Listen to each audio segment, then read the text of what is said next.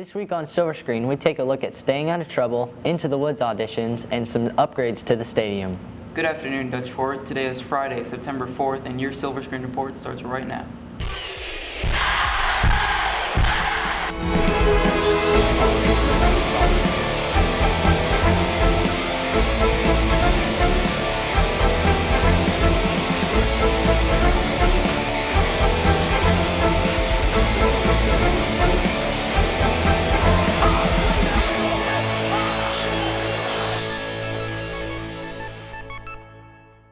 Minor Behavior Incident Reports, or MBIs, have been enforced since last year, but we want to help you not get one slapped on your desk. Malik Brazil has some suggestions for how to stay out of trouble.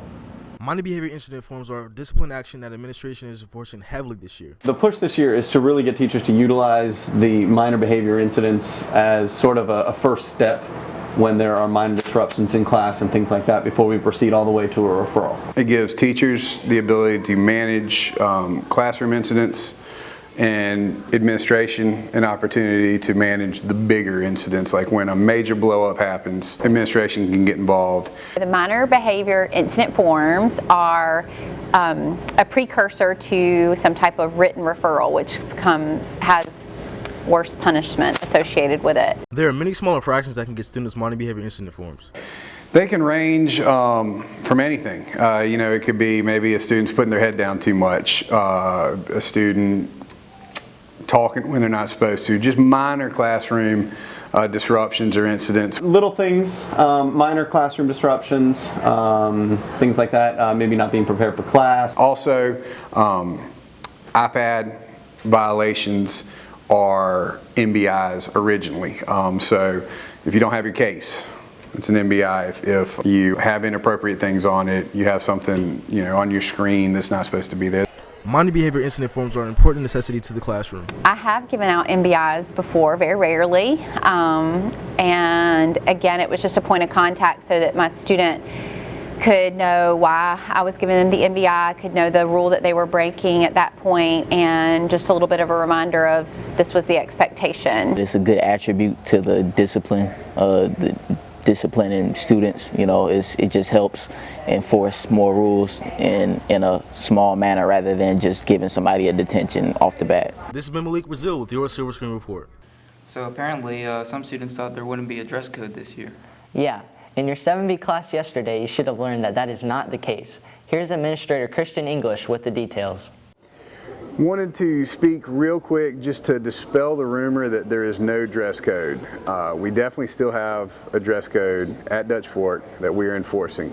The language did change in the way it's written up to coincide with the district code, but we still must wear appropriate attire at school. And I'm just going to give you a few guidelines about appropriate attire. One thing, shorts. For guys and girls, shorts must cover to your mid-thigh. Ladies, some of the gym shorts and jean shorts that you've been wearing violate this policy. Guys, some of your khaki and fishing shorts violate this policy. Make sure that when you look in the mirror, half your thigh is covered. Also, no shirts, pants, any socks can have any alcohol, drug, or offensive imagery or language on it. Make sure any of that stuff is left at home. Undergarments must be covered at all times, sitting and standing. That goes for your pants. Even guys who are wearing gym shorts underneath your pants, those don't count. You got to have them covered. A belt that is properly secured is your best friend. Ladies, your tops, they must cover all straps and everything like that. So just make sure your tops cover everything, and that you are modest. Hats, no headgear in the buildings, no bandanas, no nothing like that. You got to keep your head clear. Finally, all of your torso must be covered. We can't see any belly. No midriffs, no short tops, anything like that. Make sure you're all covered. Thanks a lot. If you come to school and you are violating dress code, you will be given an opportunity to change into scrubs, put on a t-shirt, call home and get something brought to you. But we just want to make sure that everybody is dressed for success. We're here to learn, and we're not causing any classroom disruption. Thanks for paying attention to it and following the dress code. So another way students can get in trouble is not properly displaying their school IDs. Here's some tips on how to avoid a 2-hour detention. Is this okay? No. Here's your 2 hour.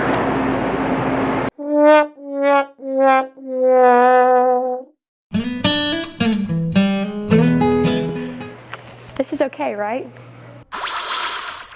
No. Here's your 2 hours. It's in my hand. Is that okay? These are for around our necks, not our hands. Here's your 2 hours.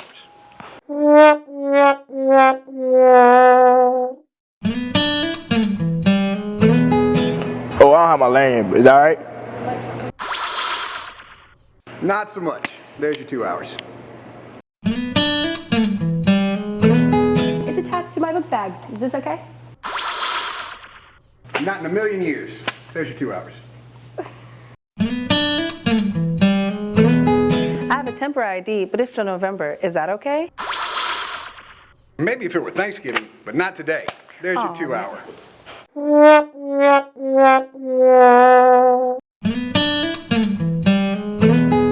There's a sticker on my ID. This is okay, right? Por supuesto no. Here's your 2 hours. Awesome. Oh, it's out in my football locker. I don't think so, Megatron. There's your 2 hours. My friend has my ID. Is that okay? Not today, Superstar. There's your 2 hours. I'm wearing my friend's ID. This is okay, right? Well, the resemblance is uncanny. No. There's your 2 hours.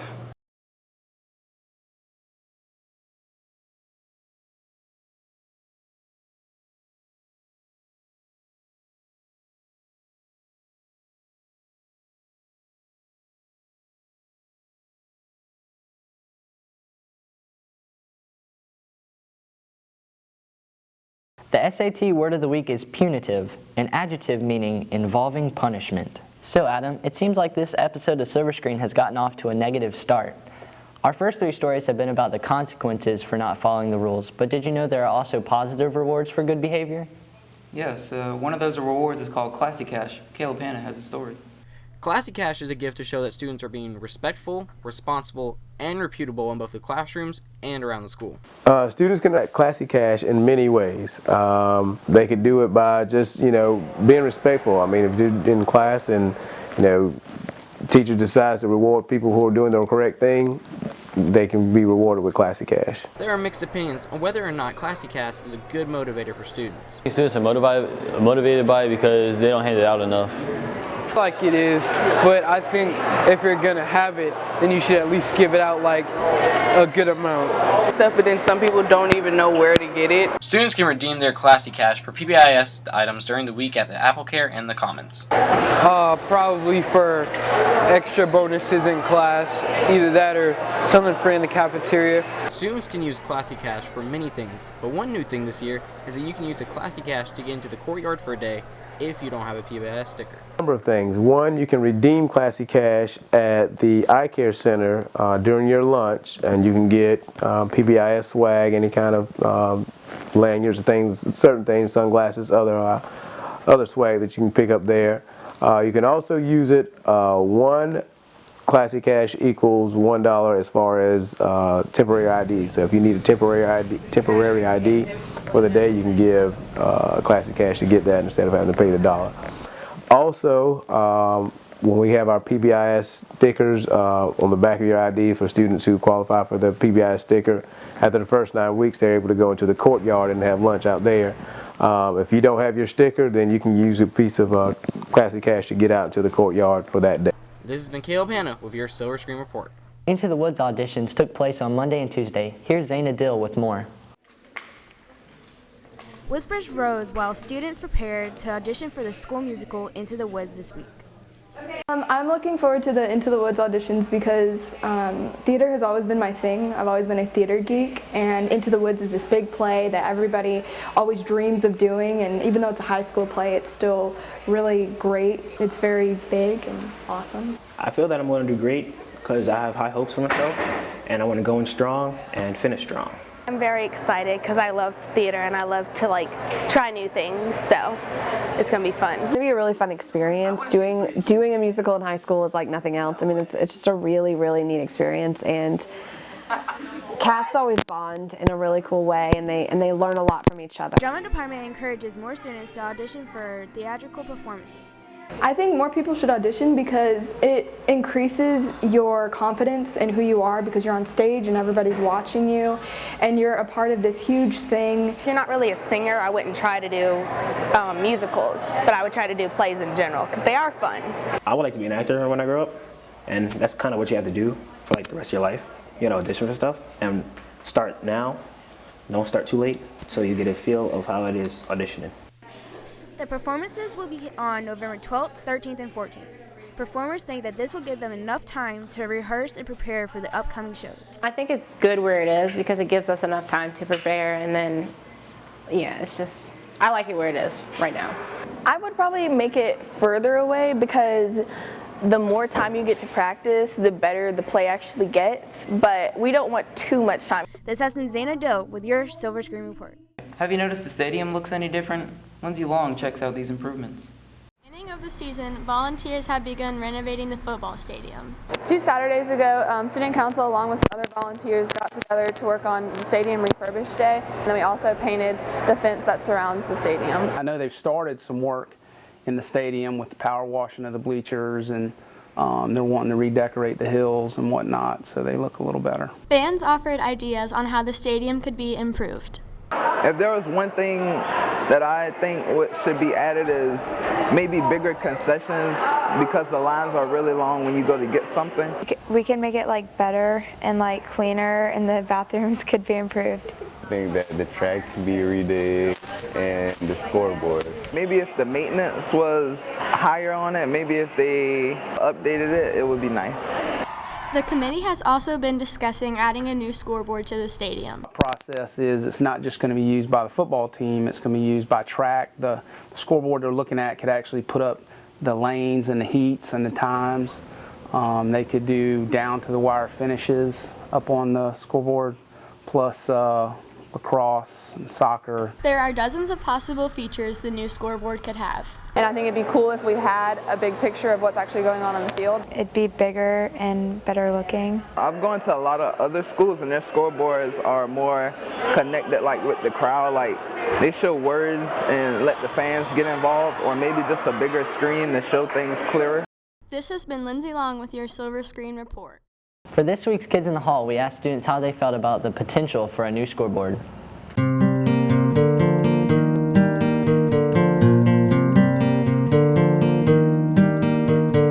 I think it would be a good idea because everything is modernizing today, so you can't have an old scoreboard and a nice football team and iPads and everything. It just doesn't look good for your reputation. I feel like the scoreboard would be beneficial to the people who actually support the team and for the players itself.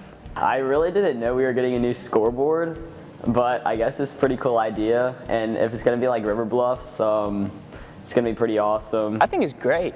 I just think it's be a great compliment to our football program and everything we already have. I think it'll make us look like a powerhouse. And now for some announcements. The robotics team will meet today at 3:45 in room 410. No experience is necessary. See Miss Sandra Suarez for more information. The archery club will meet next Wednesday at 3:50 in room 107. Are you interested in art, photography, design, short stories, playwriting, or poetry? Come to the First Literary Magazine meeting next Thursday at 3:45 in room 252. See Amy Medlock Green for more information. If you haven't received your iPad yet, turn in your yellow and green forms and bring $40 to the bookkeeper. Makeup iPad distribution will happen each week. Make sure you move your car off the band grid by 3:45 every day. Otherwise, you may lose your parking pass. Thank you for watching, and stay classy, foxes. I can't see. All right. I forgot my reading book. No, I literally can't see. Some of Apparently. I'm sorry, Maddie. He just slapped himself on the face. Dang. Now, do I just smile the whole time? I mean, you don't have to be but you can just be and... Dang it.